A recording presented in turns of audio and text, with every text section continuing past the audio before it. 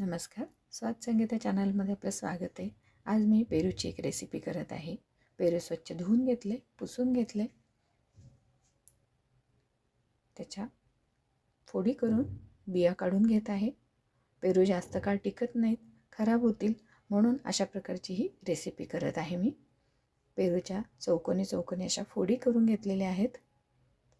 सर्व पेरू कापून घेतला, त्यानंतर तो एका बाउलमध्ये घेतलेला आहे.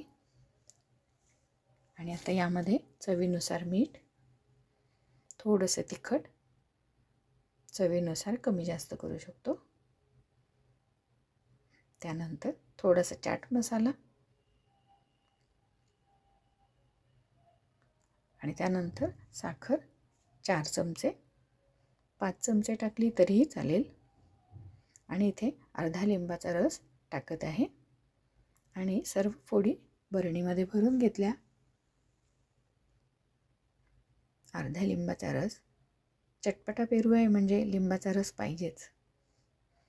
आता हे सर्व मिक्स केलं, त्यानंतर त्याला स्वच्छ कपड्याने झाकून घेणार आहे. स्वच्छ कापड लावलं आणि रबर बँडच्या साहाय्याने पॅक करून घेत आहे. आणि सर्व फोडी मिक्स करून घेत आहे.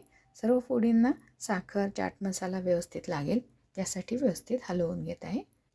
खिडकीमध्ये ऊन येत असेल तर तिथे ठेवली बरणी तरी चालेल. 1-2 तास हिला उन्हामध्ये ठेवले तर पेरूच्या फोडी छान मुरतात आणि छान लागतात.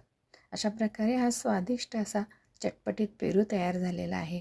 पचनासाठी खूप छान असतो पेरू, त्यामुळे जेवणामध्ये तर घेतलाच पाहिजे.